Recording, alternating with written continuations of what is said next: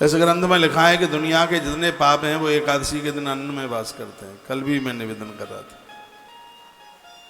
Totally A to Z। इसलिए सजग समझदार भजनानंदी लोगों को तो 11 वाले दिन अन्न से दूर रहना चाहिए, ऐसा वर्णन किया गया है, ऐसा कहा गया है। वत्स अपने हो या पराए, कभी किसी को दुख मत देना। जो दूसरों को दुख देते हैं ऐसे राजाओं की सत्ता शीघ्र ही नष्ट हो जाती है, सब कुछ खत्म हो जाता है, कुछ भी उनके पास बचता नहीं है। धर्मांगद ने कहा, पिताजी मैं आपके राज संबंधी भारी भार को आज से अपने ऊपर उठाता हूँ, आपकी आज्ञा का पालन करूँगा। मेरे लिए इसके अलावा और कोई दूसरा काम नहीं है। संतान पुत्र 3 तरह के होते हैं, एक है उत्तम, एक है मध्यम और एक है अधम। माता पिता कुछ कहना चाहते हैं, अभी उन्होंने कुछ कहा नहीं, उसको 1 नंबर की औलाद कहते हैं। 2 नंबर के हुए हैं, माता पिता ने कहा उन्होंने काम कर दिया। और तीसरे नंबर वाले हुए हैं सिरादे, माता पिता ने कोई आज्ञा करी और बच्चा आंखें दिखाकर, छाती दिखाकर के चला गया। ऐसी औलाद को तो माता पिता का मलमूत्र ही कहा गया है। आप विचार करें अपने घर में कैसी संतान है जो अपने माँ बाप जी के लिए रात रात भर सोते नहीं है, जागते रहते हैं। ईश्वर उन लोगों के लिए जागता रहता है। ईश्वर की आंखें उन लोगों की तरफ से कभी भी बंद नहीं होती जो रात रात भर अपने माता पिता के लिए जागते रहते हैं, नींद त्याग देते हैं। ऐसा वर्णन किया गया। बेटा मैं तो वन के लिए जाता हूँ, एकादशी के दिन किसी को भोजन मत करने देना, यह पिताजी का शब्द तुम मानना, ये कह दिया। राजा रुक्मांगद अपने पुत्र धर्मांगद को ऐसे समझाने लगे। ऐसे कम माता पिता होते हैं जो बच्चों को ऐसी धार्मिक बातों से जोड़ें। संध्यावली से राजा बोले, हम कितने बड़भागी हैं कि हमारे माध्यम से इतना सुंदर बच्चे का जन्म हुआ है। पिता ने बहुत अच्छी तरह से उस पुत्र को समझाया। एक बार जयकारा लगाइए, बोल भक्त वत्सल भगवान की जय हो, श्री हनुमान जी महाराज की जय जय। श्री राधे श्री राधे श्याम। जब राजा चलने को तैयार हुआ वन में, राजा के गुरु सामने से चल कर के आ गए।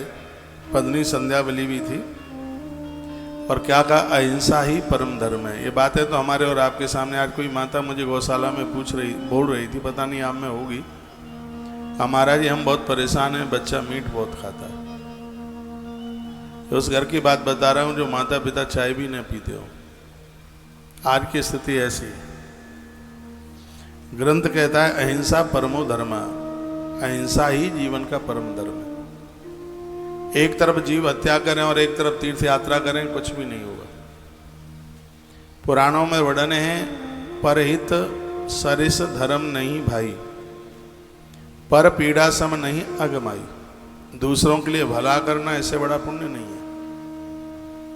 जीव की हिंसा करना, मारना, काटना इससे बड़ा पाप नहीं है बिल्कुल। संस्कार टीवी के माध्यम से मुझे पूरी दुनिया में सुना जा रहा है। बहुत आग्रह पूर्वक निवेदन करना चाहूंगा, सात्विक शाकाहारी बनना। भजन तो तभी होगा। रावण बंदा बढ़िया था, लेकिन कमी एक ही थी, उसका आहार ठीक नहीं था। इसलिए तो बोल के गया था, हो यही भजन तामस दया। शरीर तामसी अन्न से बड़ा हुआ है।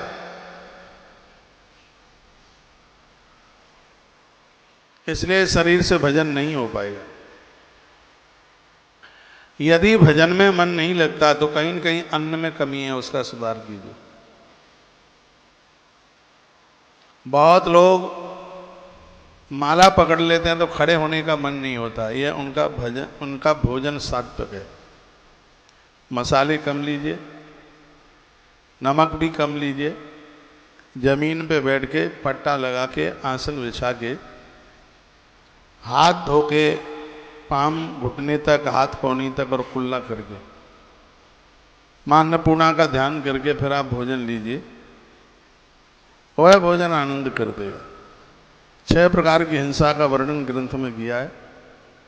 सजग समझदार लोगों को इस 6 प्रकार की हिंसा से दूर रहना चाहिए। अहिंसा परमो धर्म है। परम धर्म तो अहिंसा ही है। उन लोगों का सारा धर्म व्यर्थ चला जाता है जो जीवों को फंसा करके मार डालते हैं। विद्वानों ने जीव हिंसा को 6 प्रकार की बताया। पहला हिंसक वह है जो हिंसा का अनुमोदन करता है, जो कहता है चलो आकेट खेलेंगे, हिंसा का पहला रूप है। दूसरा वह है जो जीव को मारता है। तीसरा वह है जो विश्वास पैदा करके जीव को फंसाता है। वह तीसरे प्रकार का हिंसक है। मारे हुए जीव का मांस खाने वाला चौथा हिंसक है। उस मांस को पकाकर तैयार करने वाला, देखिए आप या और कोई मांस नहीं खाते हैं, नहीं खाना चाहिए, लेकिन जो मांस को दूसरे के लिए पकाते हैं उनको भी उसका अपराध लगता है, ऐसा बंधन है। बहुत बार ये दिक्कत माताओं के लिए बहुत होती है घरों में। पति मानता नहीं है, बेटा मानता नहीं है और घर में नारी को ये सब कुछ करना पड़ता है, लेकिन इसमें उसको हिंसा का रूप, पाप का रूप माना है। जहां तक व्यवस्था बने ऐसे दूर रहिए। इसमें लिखा है मांस खाने वाला चौथा हिंसक है, उस मांस को पकाने वाला, तैयार करने वाला है पांचवा हिंसक है। जो इस मांस को पकाता है वो भी उसका उतना ही भागीदार है, और जो इसका बंटवारा करता है, परोसता है, बांटता है, ये इतना तू ले ले, तू ले ले, तू ले ले, परोसने वाला इसका छठवां हिंसक है, छठवां अपराधी है। यहां बड़ी सुंदर बात कही है, एकादशी आप करते हैं जीव हिंसा ना हो तो ही इसके पुण्य फल मिलते हैं। एक तरफ एकादशी कर रहे हैं और एक तरफ दुनिया भर का कबाड़ा जमा कर रखा है, गलत काम कर रखे हैं, खान पान ठीक नहीं है, विचार ठीक नहीं है, तो फिर इन सब चीज़ों का लाभ, इन सब चीज़ों का असर नहीं होता। धर्मात्मा राजाओं को भी मृगों के प्रति दया भाव का होना श्रेष्ठ माना गया है। मैंने आपके हित के भावना से ही बार बार आपको मृगा आखेट करने के लिए रोका है। इनकी पत्नी संध्यावली रो रो करके कहने लगी। ऐसी बातें कहती हुई अपनी धर्म पत्नी से राजा रुक्मांगद ने कहा, हे देवी, मैं ये वायदा करता हूं कि मैं मृगों की हिंसा बिल्कुल भी नहीं करूंगा, मैं बिल्कुल भी जीव हत्या नहीं करूंगा। आज प्रजा ठीक सामने आ गई थी। जब राजा घर छोड़ के जा रहा था तो प्रजा रो रही थी, क्योंकि राजा अच्छा है, बढ़िया। आप कितने अच्छे हैं, कितने बढ़िया हैं, घर वाले रोए इससे नहीं पता लगता। जो दूर के हैं, बाहर के हैं, उनके लिए भी आप कुछ कर बैठे और उनकी आंख में आंसू हो हमारे लिए, तो फिर लगता है कि हम बढ़िया जीवन जी के गए, अच्छी जिंदगी जिए। जिस दिन शरीर छोड़ें लोगों को लगेगा आज देश की एक बहुत बड़ी क्षति हो गई, ऐसा जीवन जिया जाए, उसी बात का वर्णन किया गया। राजा रुक्मांगद अपनी पत्नी को समझाते हुए और उन्होंने वन में प्रस्थान किया, 108 योजन भूमि लांघकर, और वह महात्माओं के आश्रमों पर जाकर के पहुंचे। एक महात्मा है वामदेव, उनका उन्होंने दर्शन किया, रात भर वहां रहे। महात्मा जी ने बड़ा आदर किया, राजा का सम्मान किया। तत्पश्चात राजा रुक्मांगद को यह बात सुनकर वामदेव जी बड़े प्रसन्न हुए कि राजा वन में घूमने के लिए आया है। कहा, राजन तुम अत्यंत पुण्यात्मा हो, भगवान विष्णु के भक्त हो, तुम्हारी दृष्टि पड़ने से मेरा आश्रम धन धन हो गया। यह महात्मा जी ने कहा, सज्जन लोगों के आगमन से धरती के दोष समाप्त हो जाते हैं, इसलिए लोग आया करें तो किवाड़ बंद मत किया करो, उनके चरण पड़ने चाहिए। बहुत लोगों के चरण इतने प्रभावी होते हैं, शंख चक्र गदा पद्म उनके चरणों में बने हुए होते हैं, और ऐसे चरण हमारे घर में आके पड़ जाते हैं तो हमारा भाग्य बदल जाता है। वास्तु को समाप्त करने की ताकत उनके चरण है। इसलिए महापुरुषों को बुलाना ये बड़ा शुभ माना गया है, बड़ा बढ़िया माना गया है। भगवान विष्णु के तो ये परम भक्त थे ही राजा, पृथ्वी पर अधिक पुण्य में और ज्यादा बढ़ने लगा। एकादशी की इतनी बड़ी महिमा बढ़ने लगी। एक बार जयकारा लगाइए, बोलो कृष्ण कन्हैया लाल की जय हो। श्री हनुमान जी महाराज की जय श्री जय। राधे श्याम। चांडाल भी यदि भगवान विष्णु का स्मरण कर ले तो उसका उद्धार हो जाएगा। और ब्राह्मण भी यदि विष्णु भक्ति विहीन है तो चांडाल से भी गिरा हुआ है। चांडाल भगवान का भजन कर ले तो भी उसका उद्धार हो जाएगा। और ब्राह्मण विष्णु भक्ति से हीन है और चांडाल भजनानंदी है तो उससे चांडाल बढ़िया है। ऐसा बढ़िया, ऐसा ब्राह्मण शराब पीता है उसके हाथ का जल पीने का अधिकार नहीं। ऐसा ब्राह्मण मुर्गा मीट खाता है, यह तो ब्राह्मण के नाम पर कलंक है। ब्राह्मण के नाम पर यह तो ब्राह्मण जाति को कलंकित कर रहे हैं।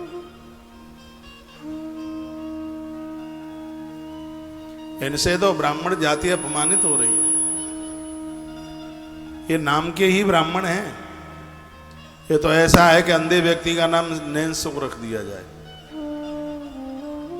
यह तो बिल्कुल ऐसा है जिसके घर में पटुली भी ना हो और उसका नाम रख दिया जाए तखत सिंह। यह तो ऐसा है कि घर में एक रोटी खाने को ना हो और नाम रख दिया जाए बादाम सिंह। ऐसे ही है बिल्कुल। और ब्राह्मण को तो बहुत तपस्वी होना चाहिए, राजा को रक्षक होना चाहिए, वैश्य को दानी होना चाहिए, कनिष्ठ वर्ण के व्यक्ति के अंदर सेवा परायणता होनी चाहिए, सेवा का भाव होना चाहिए। चारों वर्णों के काम। जब मैं यहाँ से ब्राह्मणों की बड़ाई करता हूँ तो मेरे पास कॉल भी आती है, मैसेज भी आते हैं, कहते हैं कि महाराज कौन से जमाने की आप बात कर रहे हैं, सब कुछ बदल गया है। ऐसा बोलते, बदल तो गया है। यही स्थिति रही कि तस्वीरें कैलेंडर में छपी रह जाएंगी। जैसे आज ऋषियों की छवियां कैलेंडर में, भगवान व्यास, नारद जी, ये सब कैलेंडर में छपे रह गए। पाप बढ़ा है। नहीं तो इसी मृत्यु लोक में अभी बहुत ज्यादा समय नहीं हुआ है, 500-400 वर्ष पुरानी बात कर रहा हूं, भक्तों के सामने नारद जी ऐसे आके प्रकट होते थे जैसे हम और आप, चैतन्य महाप्रभु के सामने ऐसे प्रत्यक्ष रूप से।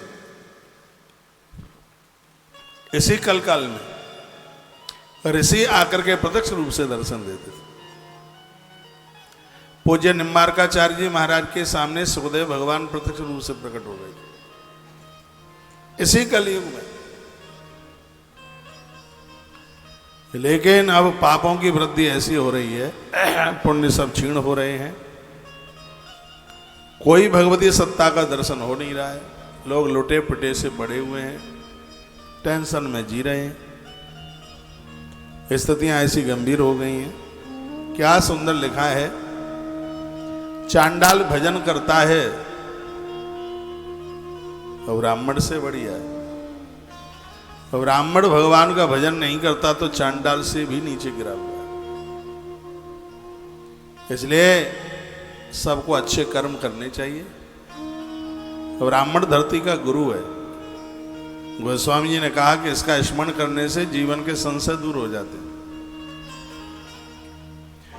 बंदहु प्रथम महीसुर चरना, बंदहु प्रथम महीसुर चरना, मोह जनित संशय सब हरना।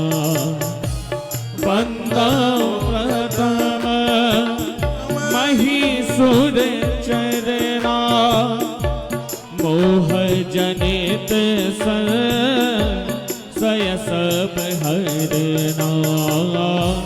बंदहु प्रथम महीसुर चरना मोह जनित संशय सब हरना।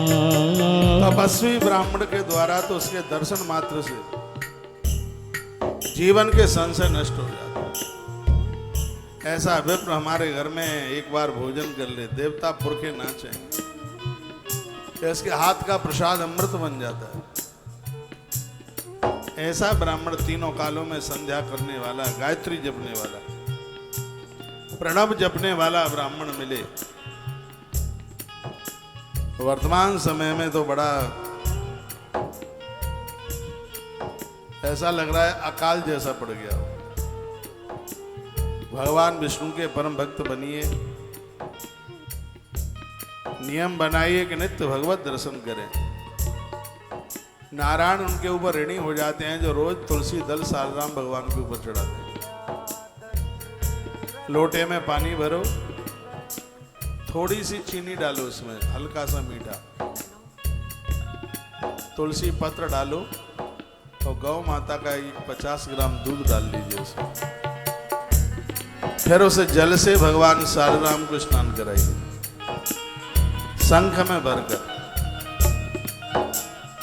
आप देखेंगे उसका कितना बड़ा प्रभाव है। भाग्य बदल देगा, जीवन बदल देगा। और कोई ज्यादा ऐसा कोई विशेष उपाय नहीं बता दिया कि जिसको कोई ना कर पाए। भगवान गदगद हो जाएंगे, हमारी आपदाओं का हरण कर लेंगे। आपदा मम हरतारम, हमारी आपदाओं का हरण कर लेंगे। लक्ष्मी तिष्ठत सर्वदा, आपको धन और यौवन दोनों दे देंगे। मीठे दूध से नारायण के अभिषेक को कराने की इतनी बड़ी महिमा है। इसलिए पूर्णमासी को तुलसीवन आश्रम में एक विशेष रूप से भगवान नारायण का अभिषेक होने वाला है। विशेष रूप से नारायण कवच के पाठ होंगे। वो आयोजन यही है, आश्रम में। पूर्णिमा को भंडारा तो होता ही है। यह कार्यक्रम क्योंकि वैशाख मास पूरा हो रहा है और यह कार्यक्रम बड़ा अद्भुत है। अद्भुत आयोजन बैसाखी पूर्णमासी को। और बीच बीच में उसकी बात बताता रहूंगा। प्रदोष कल है, कल यहाँ प्रदोष पूजा रात्रि को होगी 7:30 बजे। जैसे पिछले बार काफी भक्त लोग बैठे थे प्रदोष पूजा में, कल हमारे साथ बैठिए, हम भी प्रदोष पूजा में बैठेंगे, संग मिलकर अभिषेक करेंगे।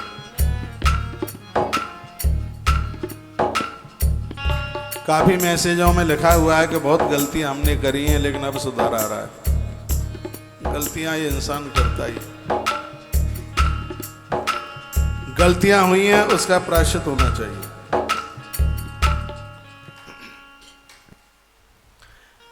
क्या लिखा है इस धरती पर? विष्णु भक्त होना बहुत ज्यादा दुर्लभ है।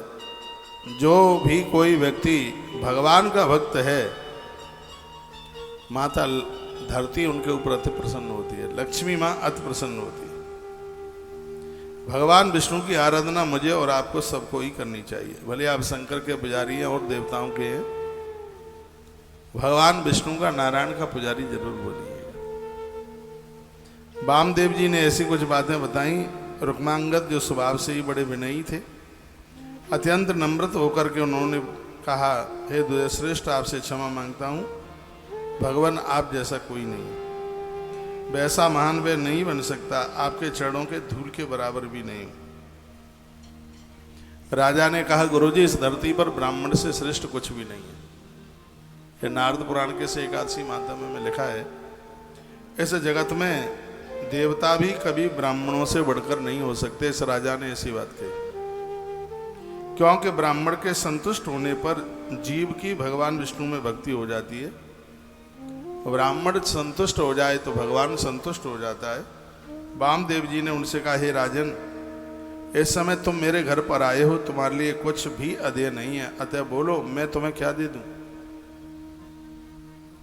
महिपाल इस भूतल पर जो सबकी अभिष्ट वस्तु प्रदान करता है, एकादशी के दिन डंका पीटकर प्रजा को भोजन करने से रोकता है, उसके लिए क्या नहीं दिया जा सकता। तुम्हारे पास तो इतने पुण्य हैं जिसकी चर्चा विस्तार पूर्वक नहीं की जा सकती। राजा ने हाथ जोड़कर विप्रवर रामदेव जी से कहा, हे ब्राह्मण, आपके युगल चरणों में मेरे जीवन के सब कष्ट मिट गए हैं। आपने बड़ी कृपा कर दी है मेरे ऊपर, मैं बहुत आनंद में हूं। मैं आपसे कुछ पूछना चाहता हूं, उसके बारे में आप हमें बता दें। हे ब्राह्मण शिरोमणि, मेरी पत्नी संध्यावली जहां पैर रखती है वहीं वह स्थान संपदा से भर जाता है, वहां पर निधि प्रकट हो जाती है, उसके अंगों में बुढ़ापापन नहीं है। हे मुनिश्रेष्ठ, वह सदा शरतकाल के चंद्रमा की तरह है, बिना आग के भी वह 6 तरह के व्यंजन बना देती है। तपस्वी नारी की यह बात है, मटके पानी से अपने आप भर जाते हैं, अग्नि अपने आप जल जाती है। वर्णन क्या है, यदि थोड़ी भी रसोई बनाती है तो उसमें से अनगिनत लोग भोजन कर लेते हैं। यह माताओं के पास में बड़ी विशेषता भगवान ने दे रखी है। इतने भाव से बनाती हैं, 50 के लिए बनाती हैं, 125 खा जाते हैं। उनके हाथों में इतनी बड़ी बरकत है। इसी बात का वर्णन किया है, का वह पतिव्रता दानशीला समस्त प्राणियों को सुख देने वाली वह नारी है। हे ब्राह्मण, उसने सोते समय भी वाणी मात्र के द्वारा भी, जिसने कभी अपने पति का अपमान नहीं किया, ऊंचे स्वर में नहीं बोली। वर्णन किया है कि बिना तीर्थ करे उस नारी के संपूर्ण तीर्थ हो जाते हैं, ऐसा वर्णन। कभी भी ऊंचे स्वर में नहीं बोली है, किसी का अपमान नहीं किया है। ऐसी नारी बिना तीर्थ करे हुए संपूर्ण तीर्थों को कर लेती है, ऐसा वर्णन। इसलिए वाणी पर कर्कशता नहीं होनी चाहिए, वाणी पर मधुरता हो, वाणी पर मिठासता हो, और वाणी पर एक ललक हो, अपनत्व छल के, ऐसी वाणी हो। भूमंडल पर केवल एक द्वीप के स्वामी रूप प्रसिद्ध, किंतु अब मेरा पुत्र, वर्णन किया है कि इतना बड़ा है धर्मांगद के गुरुदेव, जिसकी चर्चा शब्दों में मैं बयानित नहीं कर सकता। चर्चा चल रही थी, कहा बस आप हमें यह बता दें, ऐसा मैंने कौन सा शुभ कर्म किया है जिसकी वजह से मुझे इतनी संपत्ति मिल गई, मुझे इतना धन मिल गया। कोई मैंने पूर्व में ऐसा कुछ किया हो गुरुदेव, आप बता दें। तो कहा पहले जन्म में आप चौथे वर्ण में तुमने जन्म लिया था, कनिष्ठ वर्ण में तुम जन्मे। एक बार तुम तीर्थ यात्रा के लिए निकले थे तो तुम मथुरा पहुंचे। मथुरा विश्राम घाट पर तुमने भगवान वराहदेव के दर्शन किए, और वहां पर कुछ लोग एकादशी कर रहे थे। तुमने कभी पूर्व में एकादशी तो करी नहीं, लेकिन लोगों के देखते देखते तुम कुछ दिनों तक मथुरा जी में रहे। तुमने विश्राम घाट पर यमुना के जल में स्नान किया, तेल साबुन कभी लगाया नहीं, 11 के दिन तुमने फल भी नहीं खाए। तो वह एकादशी व्रत की इतनी बड़ी महिमा थी, पूर्व जन्म को त्याग कर इस जन्म में तुम राजा रुक्मांगद बने हो, क्योंकि मरते समय तक तुमने एकादशी करी। इसलिए तुमने जन्म से 11 का व्रत शुरू कर दिया। अंतो मति सोयागत। अंत में व्यक्ति जैसी विचार धारणा रखता है, उसका अगला जीवन वैसा ही हो जाता है। तो क्यों नहीं अभ्यास कर लिया जाए भगवान के नाम का जप का, तो अंत में भगवान का नाम जिह्वा से आ जाए। हरि नाम नहीं तो जीना क्या, फिर छोड़ विषय रस पीना क्या, हरि नाम नहीं तो जीना क्या। लोग फांसी लगाते हैं, पति बात नहीं मानता, पत्नी बात नहीं मानती, पैसा पर्याप्त मात्रा में है नहीं, पैसा नहीं है, कर्जा हो गया है, इसलिए हम आत्महत्या करके मर रहे हैं। कभी कभी लोग चिट्ठी भी लिख के रख जाते हैं। आत्महत्या करके तो उन्हें मरना चाहिए जो अभी तक आज की तारीख में भी भगवान के नहीं बन पाए। पूरा जीवन उन्होंने ऐसे ही निकाल दिया, कुकरमुत्तों की तरह। आत्महत्या उन्हें कहा, आत्महत्या तो वो करे। वजनानंदी तो जिससे मिल लेते हैं वो उसका कल्याण कर देते हैं। मैं एक बात निवेदन करना चाहूंगा, एक बार भगवान को प्रणाम करने से 10 अश्वमेध यज्ञ का फल प्राप्त हो जाता है। प्रातः आप जगते हैं, देवी देवताओं को प्रणाम कीजिए, मंदिर जाते हैं, पुजारी जी को भी प्रणाम करके आइए, परिक्रमा लगाइए मंदिर की, बाहर से लगाएं, और फूल पत्तियां जो भी कुछ लेकर के गए हैं प्रतिमा पर चढ़ा करके आइएगा। यदि कुछ ही महीनों तक यदि किसी ने यह साधना कर ली, भजन, अभी मैं भिवानी में था, ओम नमो भगवते वासुदेवाय, इस मंत्र की चर्चा की जा रही थी, अपरा शक्ति। इतना प्रभावशाली मंत्र है, नित्य यदि कोई इसको जपता रहे तो उसे इष्ट सिद्धि हो जाएगी, भगवान सन्मुख आके खड़े हो जाएंगे, इतना बड़ा पावर। ध्रुव जी महाराज ने, देवसी नारद जी ने यही तो मंत्र जपे। मनु जी महाराज 23,000 साल वहां कहा नैमिषारण्य में इसी मंत्र का जप किया, भगवान प्रत्यक्ष रूप से आकर सामने प्रकट हो गए। मंत्र विज्ञान एक बहुत बड़ा विज्ञान है। मनुष्य जीवन में लाए, एक माला झोली पास रखिए, चंदन रखिए, आसन रखिए, पंचपात्र रखिए, एक आध घंटा सुबह का आनंद लीजिए, बहुत आनंद आता है। और जो वानप्रस्थ हैं, वृद्ध हैं, बूढ़े हैं, तुमने जो भी कुछ करा धरा वो सब खानदान परिवार के लिए किया है, इनको तुमने माला माल कर दिया, इनके सिर में दर्द भी नहीं होने दिया। अब थोड़ा अपने आप को संभाल लें, क्योंकि यात्रा बिल्कुल स्टेशन नजदीक है आने के लिए, रेल चल पड़ी है, और बस स्टेशन किसका स्टेशन कब आ जाए,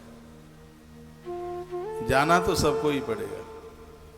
और ईश्वर की ऐसी लीला है, जाने वाले लोगों को लोग यदि याद करते होते तो हर रोज हजारों क्या लाखों आदमी मर रहे होते, उनके हार्ट फेल हो रहे होते। इंद्र ने माताओं को एक वरदान दिया है भागवत जी में, वो ये है कि यदि तुम ब्रह्म हत्या को माताओं तुम धारण कर लो, जो ऋतुकाल है जिसमें नारी पूजा के लायक नहीं होती, यह ब्रह्म हत्या का ही एक भाग है, जिसमें एक भाग धरती को दिया गया है, जो धरती पर बंजर भूमि रह जाती है, एक वृक्षों को दिया है, जो वृक्षों में गोंद सा टपकता है, एक जल को दिया है, उसमें जो काई दिखाई देती है हरे रंग की, एक मातृ शक्ति को दिया। तो देवियों ने पूछा कि आपने हमें ये ब्रह्म हत्या तो दे दी, इसके बदले में आप हमें क्या देंगे? देवराज इंद्र ने कहा, बदले में यह दूंगा कि एक बच्चे को संतान देने के बाद दूसरे बच्चे को जन्म दोगे तो तुम्हें वह कष्ट ध्यान में नहीं रहेगा। बच्चे को जन्म देते समय तुम्हें कितना कष्ट हुआ है ये तुम्हें याद में नहीं रहेगा।